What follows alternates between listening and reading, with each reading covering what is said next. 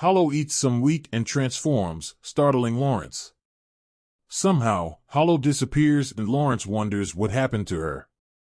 Lawrence meets the gentleman he spoke to earlier and says he wants to stay the night. Yeri greets Lawrence and the other gentleman shows Lawrence a room he can use. Later, Lawrence visits the dining area and sees Yeri sitting at a table littered with food. Yeri says these are food offerings for Hollow.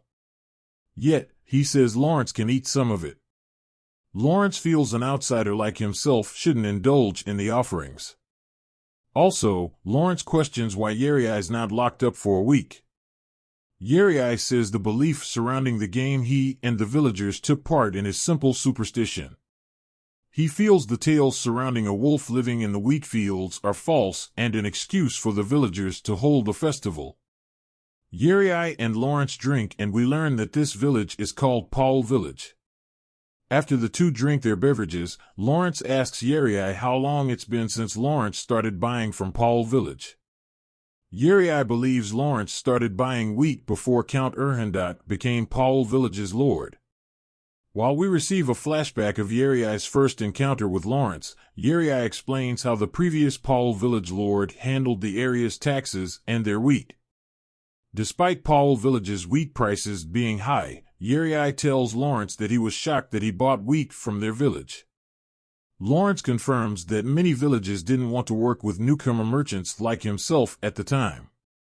Yeri reflects how much Paul Village has grown since then. He says merchants from large towns come by Paul Village to buy wheat. Yeri tells Lawrence he'd like to negotiate wheat prices with him again soon. Lawrence says he'd like that too. Outside, Yeri tells Lawrence they don't need to rely on Hollow as he still believes the tales involving her are mere myths.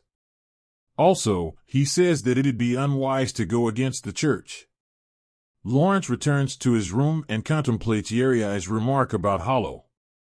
Hollow greets Lawrence and Lawrence is surprised that Hollow is in the village. She tells Lawrence that she lives inside the wheat, the last piece of it. She says it can be difficult for her to escape from there during harvests. However, Hollow says if there is a larger amount of wheat than the last sheaf of wheat nearby, she can move to that wheat without being seen by humans. Hollow says she's indebted to Lawrence and asks him if he's afraid of her. We receive a flashback of the scene where Hollow transformed in front of Lawrence. After she finishes transforming, Lawrence is shown whimpering on the ground. He tells Hollow in the present that he is scared of her.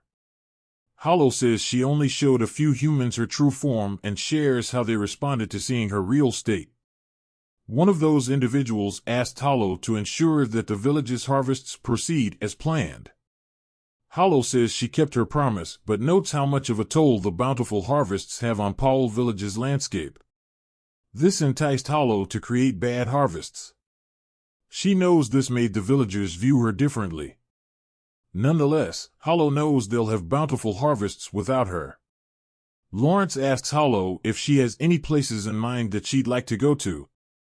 Hollow says she'd like to head north. We cut to Lawrence leaving Paul Village in the morning. He tells Hollow that it's safe for her to come out. Hollow comes out and Lawrence realizes she's wearing one of his garments.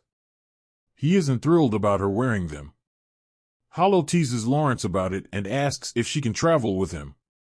Lawrence complies and properly introduces himself to Hollow. He tells Hollow that she needs to earn her keep since his profession isn't a simple one. Hollow tells Lawrence she's okay with that. The episode closes with the two riding off somewhere. The episode review.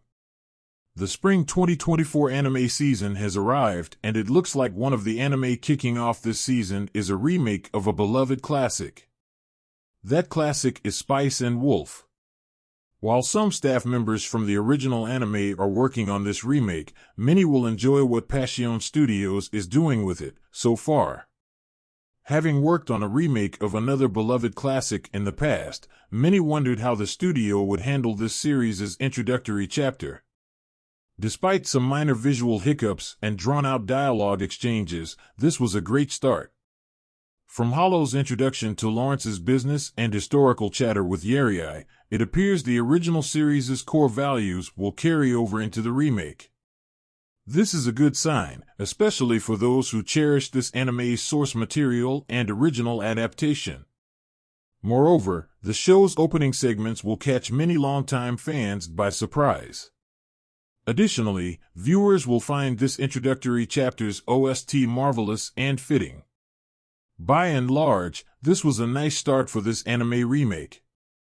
Hopefully, this one will contain content not found in the original series, giving it that definitive quality.